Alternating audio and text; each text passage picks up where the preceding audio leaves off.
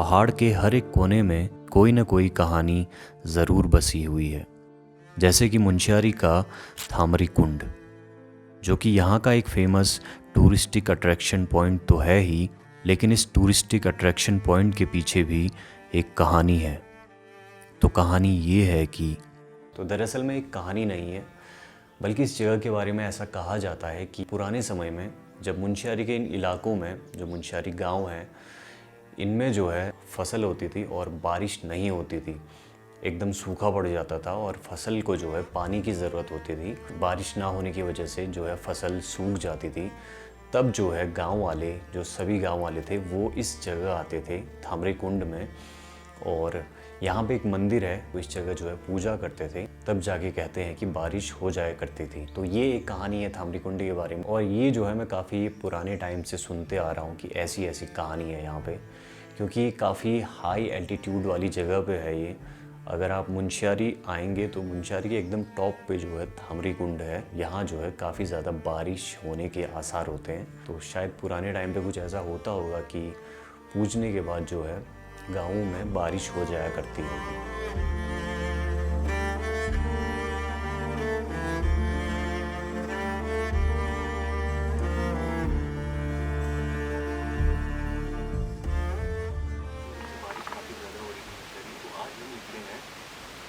थामरी कुंड एक छोटा सा ट्रैक है मुंशियारी में, तो वहाँ की तरफ। और अभी यहाँ से जो है 500 मीटर यहाँ से दूरी दिखा रहा है थामरी कुंड का। और अभी कितने बजे हैं 3, तो आधा रास्ता हमने पार कर लिया है, 500 मीटर बचा हुआ है। और यहाँ से आज हमारे साथ है सेम गाइड राजू, और यहाँ से आगे बढ़ते हैं और सीधे आपको मिलते हैं थामरी कुंड।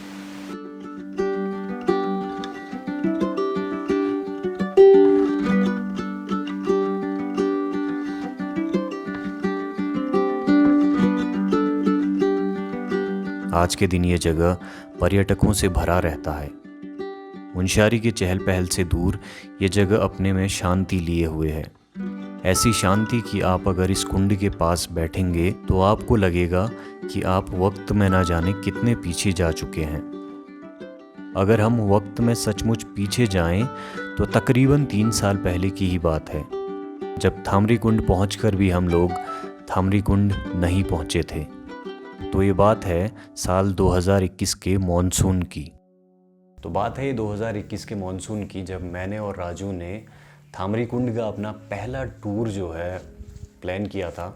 और मॉनसून की बात है ये 2021 के करीबन जुलाई की। तो हम दोनों का ये पहला टूर था थामरी कुंड का, इको पार्क से होते हुए बेटुलीदार, जहाँ पे हनुमान मंदिर भी है। तो वहाँ से जो है रास्ता जाता है थामरी कुंड का, ट्रैक है वहाँ से, और वहाँ से करीबन 2.5 से 3 किलोमीटर दूर है थामरी कुंड। तो हनुमान मंदिर से हम आगे बढ़े, और बात ये थी कि हम दोनों में से किसी को भी जो है थामरी कुंड का रास्ता पता नहीं था। तो हम, क्योंकि वहाँ पे एक ही लेन है, तो उस पर हम चलते रहे, जो पत्थर का बना हुआ है। और लेकिन आगे जाके जो है काफ़ी कोहरा लग गया, और रास्ता ढूंढने में जो है हमें काफ़ी प्रॉब्लम हो गई। और थामरी कुंड में जो है 2 रास्ते हैं, आगे जाके 2 रास्ते हो जाते हैं, जो कि एक जो है टॉप से होके जाता है और एक जो है नीचे दूसरा रास्ता। चलते हैं अभी रास्ता, क्योंकि मिल नहीं रहा हमें काफ़ी टाइम से। एक बार घूम के हम फिर से हनुमान मंदिर पहुंच चुके हैं, तो एक बार फिर से ट्राई कर लेते हैं। और अभी एक रास्ता मिला है हमें। हम जो है रास्ता भटक गए और ऊपर टॉप की तरफ जाके हम रास्ता ढूंढने लगे कि किस तरफ रास्ता है।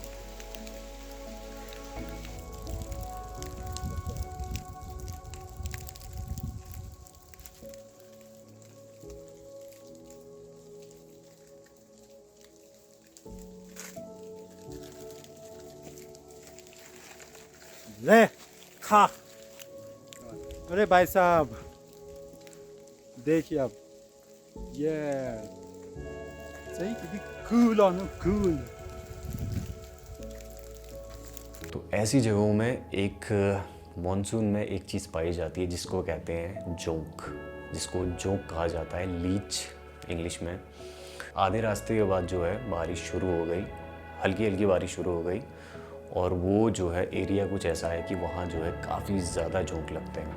हम दोनों की हालत ख़राब थी, मतलब जहाँ देखो जहाँ पे भी पैर रखो जोंक ही जोंक। तो हम एकदम भागते रहे, मतलब हम स्लो, एक तो होता है वॉक करना, ट्रैक पे चलना, तो हम लोग जो है भाग रहे थे।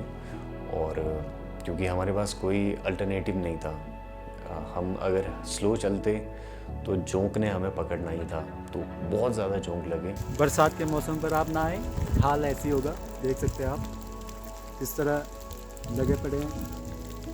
हे! ओए, वो बेटा आया सही है।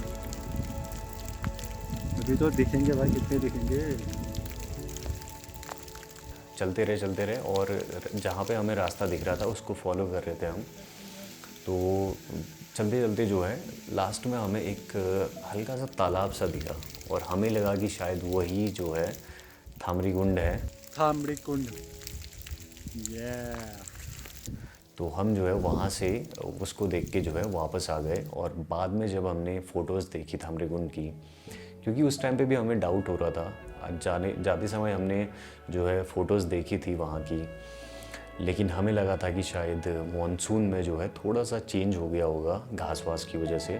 लेकिन वो जो जिस स्पॉट पे हम गए थे तो वो जो है थामरी कुंड नहीं था, वो हमें घर आने के बाद पता चला। लगभग मुंशियारी से 10 किलोमीटर की दूरी पे है और आप हनुमान मंदिर तक गाड़ी से आ सकते हैं और उसके बाद आपको 3 या 4 किलोमीटर का ट्रैक करना पड़ेगा, तब जाके आप थामरी कुंड पहुँचेंगे।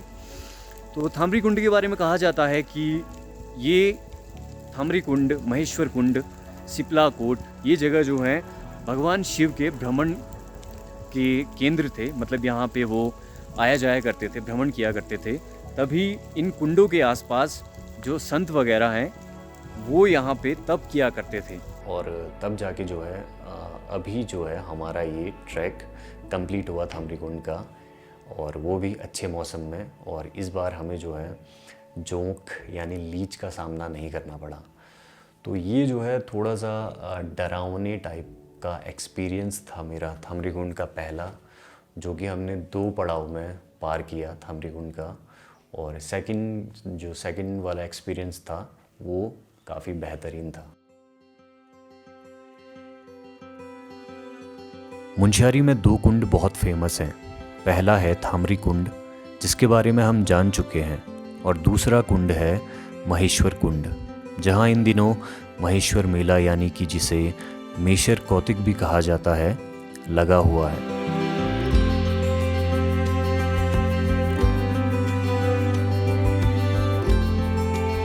मेशर कुंड ऐतिहासिक रूप से देखा जाए तो बहुत ही ज़्यादा रिच हिस्ट्री अपने में लिए हुए है। ये मेला हर साल मनाया जाता है, और इस साल ये मेला इसलिए भी खास हो जाता है क्योंकि सरमोली, जो कि मुंशियारी का एक गांव है, जिसे साल 2023 में भारत सरकार पर्यटन मंत्रालय द्वारा बेस्ट टूरिज्म विलेज 2023 का अवार्ड दिया गया है। सुदूर इलाका होने के बावजूद ये उपलब्धि प्राप्त करना अपने आप में ही काबिले तारीफ है।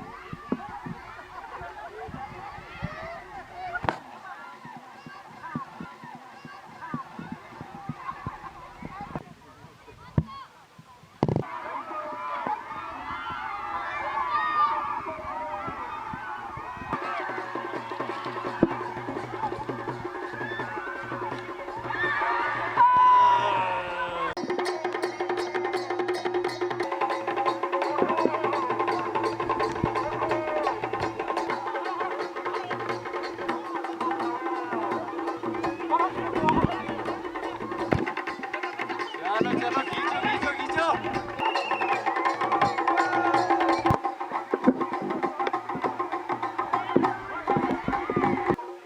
मेले में कई तरह के अट्रैक्शन के पॉइंट हैं। सबसे बड़ा अट्रैक्शन का पॉइंट है ये मेशर कुंड, जिसका इतिहास आज से कई दशकों पहले से जुड़ा हुआ है। इसका इतिहास जुड़ा है मुनस्यारी के ही एक अन्य गांव बड़निया गांव से, जिस गांव की कन्या को भगवान मेशर अपने साथ हर के ले गए थे, और कैसे अमृत्यु का वरदान तक त्याग हरहरी बड़निया और गांव वाले अपनी बेटी बेलमती के लिए इस जगह पर अड़े रहे, और कैसे जो है इस इंसिडेंट की वजह से, भगवान मेशर के शाप की वजह से दशकों से इस जगह के पास ही मेशर मंदिर में हर साल भव्य पूजा और नौरतू होता है। ये सब आप जानना चाहते हैं तो भगवान महेश्वर जी पर बनाई मेरी ये डॉक्यूमेंट्री ज़रूर देखें, जहां आपको इन सभी सवालों के जवाब ज़रूर मिलेंगे।